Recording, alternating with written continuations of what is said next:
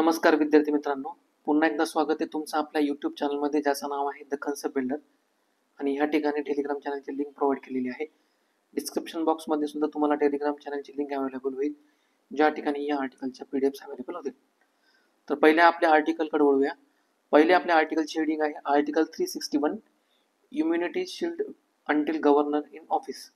तर बेसिकली या आर्टिकलचा कंटेक्स्ट काय आहे की जे वेस्ट बेंगॉलचे जे गव्हर्नर आहेत CV आनंद बोस, तर यांच्यावर सेक्शुअल हॅरेसमेंटचे चार्जेस लागलेले आहेत, कंप्लेंट्स आहेत, तर त्याच्याबद्दल आहे. तर आपल्या एक्झामच्या पर्स्पेक्टिव्हने आपल्यासाठी काय महत्त्वाचं आहे की बेसिकली आर्टिकल 361 काय प्रोव्हाइड करतं आणि त्याचे इम्पॉर्टंट प्रोव्हिजन्स काय आहेत आणि एक्सेप्शन्स त्याच्या रिलेटेड काय आहेत. ठीक आहे. तर बेसिकली हे आर्टिकल 361 हे काय करतं की हे इम्युनिटीज आणि प्रोटेक्शन ग्रांट करतं कोणाला, प्रेसिडेंट ऑफ इंडिया आणि गव्हर्नरला. तर याच्याबद्दल बेसिकली हे काय सांगतं, की प्रोव्हिजन्स काय सांगतं की इम्युनिटी फ्रॉम लिगल प्रोसिडिंग्स. तर जे प्रेसिडेंट आणि गव्हर्नर असतील तर ते कोणत्याच कोर्टमध्ये अन्सरेबल नाही आहेत in exercise of their power and duties. आणि त्यांनी जे ऑफिशियल रिस्पॉन्सिबिलिटीज आहेत किंवा त्यांचे ॲक्ट्स आहेत किंवा पॉवर आहेत किंवा ड्युटीज आहेत ऑफिशियल रिस्पॉन्सिबिलिटीच्या रिलेटेड, तर ते त्या ॲक्टला, पॉवरला, तर हे कोणत्याच कोर्टमध्ये ते अन्सरेबल नाही आहेत. ठीक आहे. आणि ही जी रिस्पॉन्सिबिलिटी आहे, ही जी इम्युनिटी आहे, तर ती काय आहे, त्यांच्या फक्त टर्म ऑफ ऑफिसच्या रिलेटेड आहे. ठीक आहे. म्हणजे ज्यावेळेस जोपर्यंत त्यांची टर्म आहे तोपर्यंतच आहे. आणि त्यांचा जो पर्सनल ॲक्ट आहे तर त्या पर्सनल ॲक्टला ही इम्युनिटी अप्लाय होत नाही. ठीक आहे. म्हणजे त्यांनी ऑफिशियल रिस्पॉन्सिबिलिटीजमध्ये ज्या काही पॉवर ड्युटीज एक्सरसाइज केल्या असतील तर त्यालाच फक्त ही लिगल प्रोसिडिंग अगेन्स्ट इम्युनिटी प्राप्त होते. आणि पर्सनल ॲक्टला ही इम्युनिटी जी आहे अगेन्स्ट लिगल प्रोसिडिंग, तर ही इम्युनिटी त्यांना अवेलेबल नाही आहे. ठीक आहे. नेक्स्ट आपला पॉईंट, याच्यामध्ये दुसरं त्यांनी काय सांगितलेलं आहे, एक्सेप्शन सांगितलेलं आहे ह्या इम्युनिटीला. तर याच्यामध्ये काय सांगितलेलं आहे की प्रेसिडेंट जो आहे किंवा गव्हर्नर जो आहे तर त्याला काय केलं जाऊ शकतं, एखाद्या the conduct of president can be reviewed by a court, tribunal or a body appointed either by the house of Parliament. म्हणजे त्यांच्या इम्पिचमेंट रिलेटेड जर एखादी प्रोसिडिंग्स वगैरे असेल अंडर आर्टिकल 61, तर त्यावेळेस तर त्यांना त्या कोर्टच्या समोर किंवा ट्रिब्युनल किंवा त्या बॉडीच्या appointed by the house of parliament, तर त्यांच्या समोर त्यांना प्रेझेंट राहावं लागतं. ठीक आहे. तर तेही एक त्याच्यामध्ये एक्सेप्शन आहे. नेक्स्ट आपला पॉईंट आहे protection from the criminal proceedings. आता त्यांनी जोपर्यंत त्यांचं टर्म ऑफ ऑफिस आहे तर त्यांना याच्यामध्ये काय मिळतं, आर्टिकल 361च्या अंतर्गत no criminal proceeding can be initiated or continued against the president or the governor. म्हणजे आपण प्रेसिडेंट किंवा गव्हर्नरच्या अगेन्स्ट जोपर्यंत ते ऑफिसमध्ये आहेत तोपर्यंत त्यांच्या अगेन्स्ट क्रिमिनल प्रोसिडिंग इनिशिएट करू शकत नाही. ठीक आहे. नेक्स्ट आहे protection from the arrest and imprisonment. तर त्यांना आपण अरेस्ट पण करू शकत नाही जोपर्यंत ते ऑफिसमध्ये आहेत. म्हणजे त्यांची टर्म ऑफ ऑफिस जोपर्यंत चालू आहे तोपर्यंत त्यांना प्रेसिडेंट आणि गव्हर्नरला आपण अरेस्ट पण करू शकत नाही. ठीक आहे. नेक्स्ट आपला पॉईंट काय सांगतं की काही इम्पॉर्टंट प्रोव्हिजन्स आहेत इंडियन कॉन्स्टिट्यूशनमध्ये गव्हर्नरच्या रिलेटेड, तर ते आपण बेसिक बघूयात. तर पहिलं आर्टिकल आहे आर्टिकल 155. तर हे काय सांगतं, अपॉइंटमेंट ऑफ द गव्हर्नर सांगतं. तर अपॉइंटमेंट कोण द गव्हर्नरची, प्रेसिडेंट ऑफ इंडिया करतं. आणि हे जे गव्हर्नर आहे हे काय करतात, ऑफिस होल्ड करतात during the pleasure of president. म्हणजे प्रेसिडेंट त्यांना केव्हाही काढू शकतात. ठीक आहे. नेक्स्ट आपला आर्टिकल आहे आर्टिकल 157. तर बेसिकली हे कशाबद्दल सांगतं, इलिजिबिलिटी जी आहे, म्हणजे गव्हर्नरच्या पोस्टला कोण इलिजिबल आहे अपॉइंटमेंट करण्यासाठी ते सांगतं. तर त्याच्यामध्ये बेसिकली तो सिटीजन ऑफ इंडिया असला पाहिजे आणि ही कम्प्लिटेड 35 इयर्स ऑफ एज, म्हणजे 35 वर्ष किंवा त्याच्यापेक्षा जास्त वय त्याचं असलं पाहिजे. नेक्स्ट आहे आर्टिकल 156. तर बेसिकली हे काय सांगतं, टर्म ऑफ ऑफिसबद्दल सांगतं. आणि त्यांची ही टर्म ऑफ ऑफिस ही जनरली 5 वर्षाची असते, but it can be terminated earlier. एकतर ते प्रेसिडेंट त्यांना टर्मिनेट करू शकतात किंवा ते स्वतः प्रेसिडेंटकडे स्वतःचं रेजिग्नेशन वगैरे प्रोव्हाइड करू शकतात. नेक्स्ट आपला पॉईंट आहे आर्टिकल 154. आणि हे कशाबद्दल सांगतं, एक्झिक्युटिव्ह पॉवरबद्दल सांगतं. तर बेसिकली एक्झिक्युटिव्ह पॉवर म्हणजे काय असतात की फॉर एक्झाम्पल एखाद्या मेंबर्सला किंवा ऑफिशियलला जर अपॉइंटमेंट करायची असेल तर त्यालाच काय म्हणतात, गव्हर्नरची एक्झिक्युटिव्ह पॉवर. म्हणजे अपॉइंटमेंट ऑफ द CM असेल किंवा अदर काउन्सिल ऑफ मिनिस्टर असेल तर हे गव्हर्नरच्या एक्झिक्युटिव्ह पॉवरच्या अंतर्गत येतं. ठीक आहे. तर ही पॉवर त्यांना आर्टिकल 154च्या अंतर्गत अवेलेबल होते. नेक्स्ट आहे आर्टिकल 200, 201 अँड 213. बेसिकली हे काय आहेत, हे लेजिस्लेटिव्ह पॉवर आहेत. तर आर्टिकल 200 हे बेसिकली कशाबद्दल सांगतं, तर हे काय करतं की गव्हर्नरला पॉवर करतं कशाबद्दल की एखाद्या बिलला ॲसेंट ग्रँट करणं किंवा त्या बिलला जो ॲसेंट आहे असेंब्लीनं पास केलेला ॲसेंट आहे तर त्याला विथहोल्ड करणं किंवा प्रेसिडेंटला पास म्हणजे प्रेसिडेंटला ट्रान्सफर करण्यासाठी त्याला विथहोल्ड करणं. ठीक आहे, त्याला हे आर्टिकल 200च्या अंतर्गत येतं. आर्टिकल 201 बेसिकली हे कशाबद्दल सांगतं की एखादं बिल असेंब्लीनं पास केलं असेल तर त्याला स्वतः ॲसेंट न देता ते काय करणं प्रेसिडेंटच्या कन्सल्टेशनसाठी त्याला रिझर्व्ह ठेवणं. तर हे आर्टिकल 201 येतं. आणि आर्टिकल 213 कशाबद्दल येतं तर हे ऑर्डिनन्स इश्यू करण्याबद्दल येतं. ठीक आहे, म्हणजे ह्या ज्या सगळ्या पॉवर आहेत बिलला ॲसेंट देणं किंवा त्याला विथहोल्ड करणं किंवा प्रेसिडेंटकडे पाठवणं ॲसेंटसाठी किंवा ऑर्डिनन्स पास करणं, तर ह्या सगळ्या लेजिस्लेटिव्ह पॉवर आहे. ठीक आहे, नेक्स्ट आहे पार्डनिंग पॉवर. तर बेसिकली हे आर्टिकल 161च्या अंतर्गत येतात आणि याच्यामध्ये कोणकोणत्या पॉवर्स अवेलेबल आहेत गव्हर्नरला तर टू ग्रांट पार्डन, रिप्राईव्ह, रिस्पाइट आणि रिमिशन. तर पार्डन म्हणजे काय होतं बेसिकली की एखादी जर पनिशमेंट आहे तर त्याला कम्प्लिटली ऑब्सॉल्व करणं किंवा डिस्चार्ज करणं त्या पनिशमेंटमधनं. रिप्राईव्ह ही बेसिकली काय असतं की याच्यामध्ये टेम्पररी डिले असतो त्या पनिशमेंटला किंवा ते पोस्टपोन केलं जाते. रिस्पाइट हे बेसिकली काय असतं की याच्यामध्ये लेसर सेंटेन्स अवॉर्ड केलं जातं. म्हणजे फॉर एक्झाम्पल एखाद्या पर्सनला म्हणजे एखादा क्रिमिनल असेल त्याची जर फिजिकल डिसेबिलिटी असेल किंवा प्रेग्नेंट वुमन असेल तर त्याला काय केलं जातं की लेसर सेंटेन्स अवॉर्ड केलं जातं, त्यालाच काय म्हणतात रिस्पाइट असं म्हणतात. आणि रिमिशन जनरली काय असतं की याच्यामध्ये त्याचं ड्युरेशन जे आहे हे कमी केलेलं असतं विदाउट चेंजिंग कॅरेक्टर. म्हणजे फॉर एक्झाम्पल एखाद्याला रिगरस इम्प्रिझनमेंट केली असेल 2 इयर्ससाठी तर ती रिगरस इम्प्रिझनमेंटचं ड्युरेशन कमी करून त्याला काय केलं जातो 1 इयर केला जातो. ते कशाच्या अंतर्गत येतं रिमिशनच्या अंतर्गत येतं. ठीक आहे, तर ह्या सगळ्या काय आहेत की आर्टिकल 161च्या अंतर्गत गव्हर्नरला देण्यात आलेल्या पार्डनिंग पॉवर आहेत. त्याच्यानंतर नेक्स्ट आपला पॉईंट आहे की reports to the president. Basically हे कशाच्या अंतर्गत कव्हर होतं तर आर्टिकल 356. तर हे काय सांगतं की हे एक ड्युटी आहे प्रेसिडेंट आपलं सॉरी गव्हर्नरची.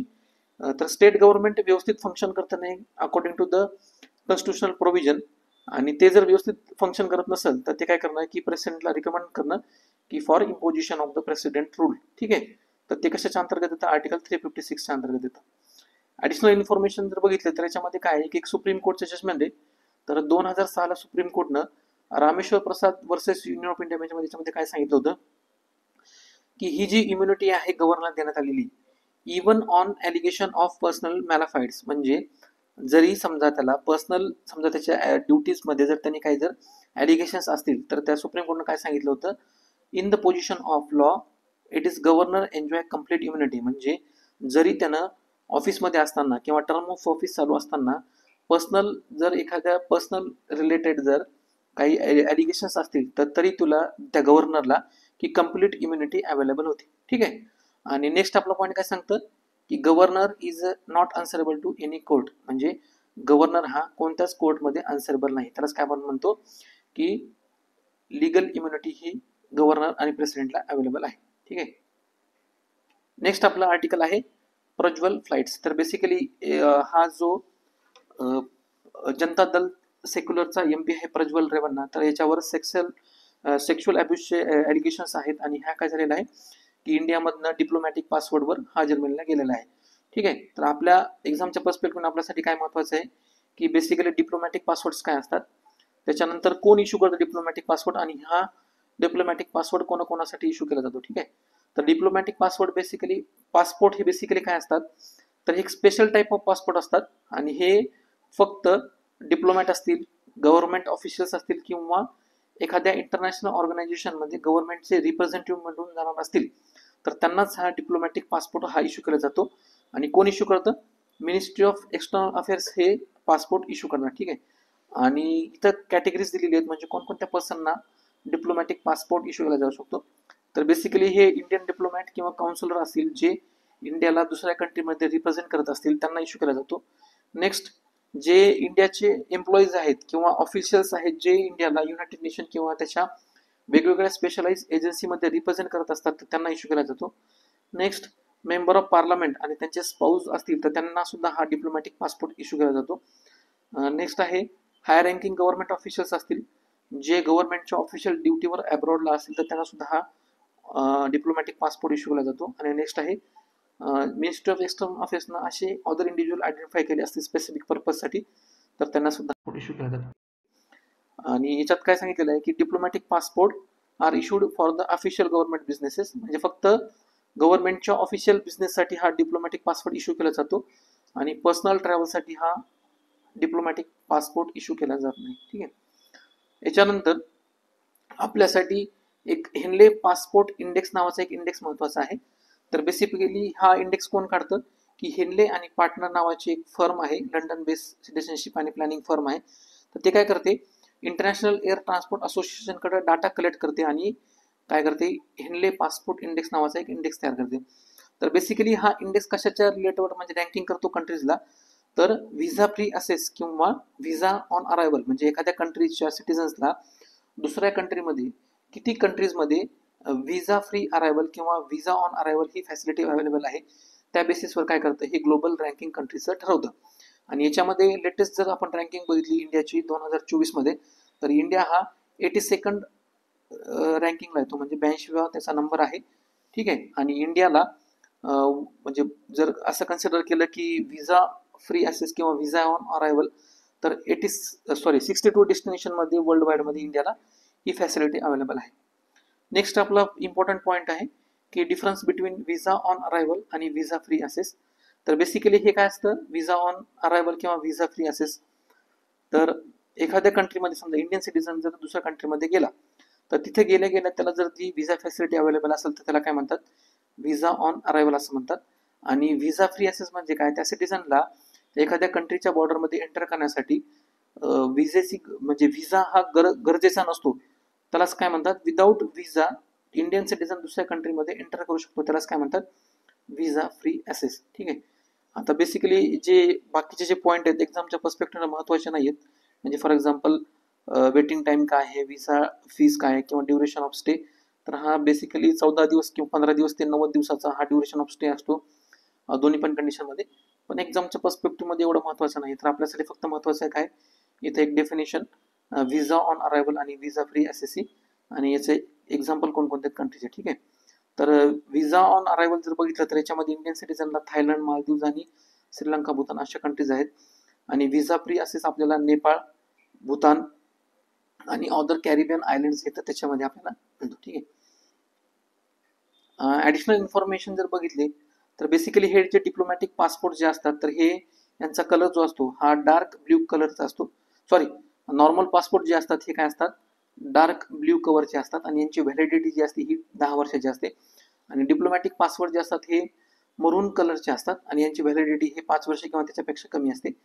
आणि जो कोणी हा डिप्लोमॅटिक पासपोर्ट होल्डर आहे तर त्याला काय असतात, सर्टन प्रिव्हिलेजेस आणि इम्युनिटीज ग्रांट केलेले असतात गव्हर्नमेंटने इंटरनॅशनल लॉमध्ये. त्याच्यामध्ये काय असतं की इम्युनिटी फ्रॉम अरेस्ट, डिटेन्शन आणि सर्टन लिगल प्रोसिडिंग्स. ठीक आहे. म्हणजे त्या होस्ट कंट्रीमध्ये त्यांनी केलेल्या ऍक्टला त्याला सर्टन इम्युनिटी असते, कशाबद्दल, अरेस्टबद्दल, डिटेन्शन आणि लिगल प्रोसिडिंग बद्दल. नेक्स्ट आपला आर्टिकल आहे, आर्टिकलचं हेडिंग आहे द ग्लोबल स्पाय गेम. तर बेसिकली ऑस्ट्रेलियाची एक रिपोर्टिंग ब्रॉडकास्टिंग रिपोर्टिंग एजन्सी आहे, त्याचं काय नाव आहे, ऑस्ट्रेलियन ब्रॉडकास्टिंग कॉर्पोरेशन. तर यांनी काय केलेलं आहे, इंडियन सिटीजनवर स्पाईंगचे चार्जेस वगैरे लावलेले आहेत. ठीक आहे. तर एक्झामच्या पर्स्पेक्टिव्हने ह्या आर्टिकलमध्ये आपल्यासाठी ज्या महत्त्वाच्या पॉईंट्स आहेत आपण ते बघून घेऊया. तर पहिला आपला पॉईंट आहे 5 की इंटेलिजन्स शेअरिंग नेटवर्क म्हणून. ठीक आहे. Sorry, 5 eyes intelligence sharing network. तर बेसिकली हे काय आहे की मल्टीलॅटरल इंटेलिजन्स अलायन्स आहे आणि याच्यामध्ये काय, ज्या 5 अँग्लोस्पियर कंट्रीज आहेत, कोणकोणत्या, Australia, Canada, New Zealand, United kingdom आणि युनायटेड स्टेट. तर यांनी ह्या 5 जणांनी मिळून काय केलेलं आहे की 5 इंटेलिजन्स शेअरिंग नेटवर्क बनवलेलं आहे. तर अँग्लोस्पियर कंट्रीज म्हणजे काय की बेसिकली अशा कंट्रीज असतात की ज्यांच्यामध्ये ते काय करतात, हिस्टॉरिकल, कल्चरल आणि लिंग्विस्टिक हे बॉन्ड जे असतात हे शेअर करतात. म्हणजे यांच्यामध्ये कॉमन थिंग्स बघायला भेटतात आपल्याला, की हिस्टॉरिकल असतील, कल्चरल असतील किंवा लिंग्विस्टिक असतील. आणि याचा जर रूट जर बघितला ह्या 5 eyes alliance system, intelligence alliance सिस्टीमचा, तर वर्ल्ड वॉर 2चा आहे, ज्याच्यामध्ये ह्यांनी काय केलं होतं, कॉपरेशन केलं होतं. ठीक आहे. आणि याचा प्रायमरी पर्पज काय आहे की इंटेलिजन्स गॅदर करणं, त्याच्यामध्ये सिग्नल इंटेलिजन्स असेल किंवा बाकीच्या मेंबर कंट्रीजला ती इंटेलिजन्स प्रोव्हाइड करणं, ते जे नेटवर्क आहे त्यांचं सर्व्हिलन्स कॅपेबिलिटीज त्या इम्प्रूव्ह करणं. ठीक आहे. याचा हा प्रायमरी पर्पज आहे. नेक्स्ट आहे आपलं पॉईंट, अर्थशास्त्र डिप्लोमॅसी.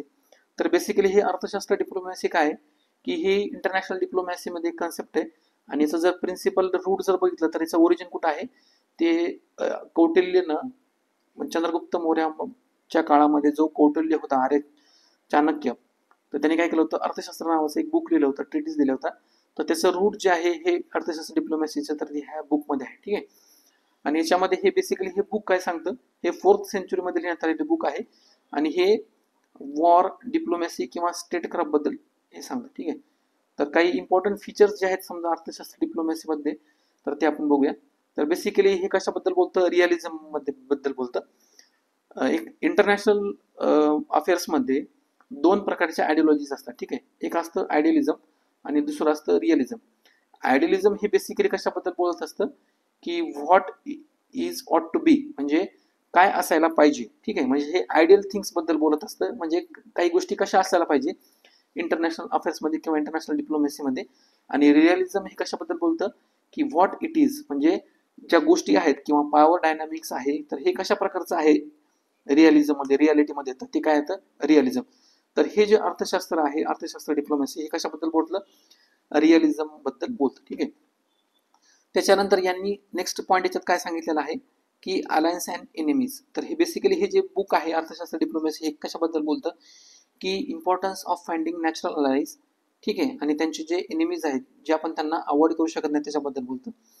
त्याच्यानंतर की ट्रिटीज कशा फॉर्म करायच्या किंवा कशा ब्रेक करायच्या त्याच्याबद्दल सुद्धा हे अर्थशास्त्र डिप्लोमॅसी बोलतो. त्यानंतर सिक्रेट एजंट ज्यालाच आपण स्पाईज असं म्हणतो आणि सायलेंट वॉर्स बद्दल सुद्धा यांनी बोललेलं ह्या पुस्तकामध्ये किंवा ह्या अर्थशास्त्राच्या डिप्लोमॅसीमध्ये बोललेलं आहे. नेक्स्ट पॉईंट त्यांनी सांगितलेला आहे एक्सपान्शनिझम. ठीक आहे. अल्टिमेट गोल जे आहे अर्थशास्त्र डिप्लोमॅसीचं तर हे काय की टेरिटोरियल एक्सपान्शन किंवा ती पॉवर जी आहे तर ती इन्क्रीज करणं. नेक्स्ट आपला आर्टिकल आहे की या आर्टिकलची हेडिंग काय आहे की supreme court reserve 33% seats for woman in bar association committee.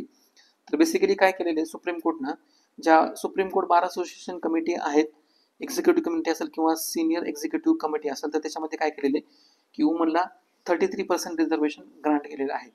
आणि याच्यामुळं काय होणार, त्यांची जी एक्झिक्युटिव्ह कमिटी आहे त्याच्यामध्ये आउट ऑफ 9 तर ह्या 3 पोझिशन ज्या असतील तर ह्या वुमनला रिझर्व असतील. आणि सिनियर एक्झिक्युटिव्ह मेंबर्स कमिटी जे आहे त्याच्यामध्ये आउट ऑफ 6 2 पोझिशन ज्या असतील ह्या वुमनसाठी रिझर्व असतील. तर बेसिकली हे सुप्रीम कोर्ट बार असोसिएशन काय की हे एक सुप्रीम कोर्टमध्ये लॉयर्सची एक प्रोफेशनल बॉडी आहे. ती काय करते की लॉयर्सला रिप्रेझेंट करते आणि त्यांचे जे इंटरेस्ट आहेत तर ते प्रोटेक्ट करण्याचा प्रयत्न करते. कोणाचे की जे प्रॅक्टिसिंग लॉयर्स आहेत किंवा ॲडव्होकेट्स ऑन रेकॉर्ड्स आहेत सुप्रीम कोर्टमध्ये काम करणारे, तर त्यांची एक प्रोफेशनल बॉडी आहे. तर त्यांचे जे इंटरेस्ट आहेत तर ते सुप्रीम कोर्टमध्ये रिप्रेझेंट किंवा सर्व करत असते. ठीक आहे. तर हे असोसिएशन ही कशासाठी रिस्पॉन्सिबल आहे, upholding, maintaining and consolidating the constitutional values of democracy, rule of law and independence of judiciary. ठीक आहे. नेक्स्ट आपण बघूया त्याचे काही इम्पॉर्टंट की फंक्शन्स आहेत तर ते बघूया. तर हे जे सुप्रीम कोर्ट बार असोसिएशनची बॉडी आहे तर हे काय करतं, एक प्लॅटफॉर्म प्रोव्हाइड करतं प्रोफेशनल जे लॉयर्स आहेत त्यांच्यासाठी. नेक्स्ट काय करतं की हे यांना ऑर्गनाईज करतं लिगल एज्युकेशन प्रोग्रामच्या बद्दल. त्याच्यानंतर वर्कशॉप असतील किंवा सेमिनार्स वगैरे असतील तर हे अवेअरनेस प्रोग्राम जे आहेत तर हे ऑर्गनाईज करण्याचं काम सुप्रीम कोर्ट बार असोसिएशनची बॉडी करत असते. नेक्स्ट काय आहे यांचं function, representing the interest of Supreme Court lawyer in matters related to legal practice and profession. म्हणजे इथं जे काम करणारे लॉयर्स आहेत तर यांचं काय की एखादी म्हणजे प्रॉब्लेम असेल लिगल प्रॅक्टिस किंवा प्रोफेशनच्या रिलेटेड तर ही बॉडी रिप्रेझेंट करण्याचं काम करते. नेक्स्ट काय आहे की स्टँडर्ड सुद्धा जे प्रोफेशनल कोड ऑफ कंडक्ट किंवा स्टँडर्ड आहेत तर हे प्रमोशन करण्याचं काम ही बॉडी करते. नेक्स्ट आहे हे डायलॉग आणि कोलॅबरेशन सुद्धा करतात अदर लिगल बॉडीज बरोबर किंवा गव्हर्नमेंट एजन्सी किंवा सिव्हिल सोसायटी ऑर्गनायझेशन बरोबर. ठीक आहे. नेक्स्ट आपला पॉईंट आहे की status of women in judiciary. तर बेसिकली हे काय सांगतं की ज्युडिशरीमध्ये वुमेन ज्या आहेत ह्या अंडर रिप्रेझेंटेटेड आहेत. तर आपण बघूया सुप्रीम कोर्ट, हायकोर्ट आणि लोअर ज्युडिशरीमध्ये वुमनचं रिप्रेझेंटेशन किती आहे. ठीक आहे. करंटली जर बघितलं सुप्रीम कोर्टमध्ये जर ज्युडिशियल जे स्ट्रेंथ बघितली जजेसची तर ही 33 आहे. तर आउट ऑफ 33 जजेस फक्त 4 जजेस ह्या वुमेन आहेत. तर त्याच्यामध्ये काय रिप्रेझेंट करतं हे 12%. ठीक आहे. तर हा आकडा हायर ज्युडिशरीमध्ये खूप मोठ्या प्रमाणात कमी प्रमाणात आहे. हायकोर्टमध्ये जर तसंच रिप्रेझेंटेशन बघितलं तर as compare to the Supreme Court total जर हायकोर्टची स्ट्रेंथ बघितली ऑल ओव्हर इंडियामध्ये तर हे सुद्धा फक्त 11.5% रिप्रेझेंट करतं. तर हा आकडा सुद्धा सुप्रीम कोर्टपेक्षा खूप कमी प्रमाणामध्ये आहे. लोअर ज्युडिशरीमध्ये जर बघितलं as compared to the Supreme Court आणि हायकोर्ट, तर यांची सिच्युएशन बऱ्यापैकी चांगली आहे आणि लोअर ज्युडिशरीमध्ये वुमनचं रिप्रेझेंटेशन हे अराउंड 30% आहे. ठीक आहे. आणि यांनी रिझन्स सांगितलेले आहेत की म्हणजे काय रिझन्स आहेत ज्याच्यामुळं वुमनचं रिप्रेझेंटेशन हे ज्युडिशरीमध्ये कमी आहे. तर पहिलं रिझन त्यांनी सांगितलेलं बेसिकली की पॅट्रिआर्की जे आपले सिस्टीम आहे सोसायटी आहे ते आहे.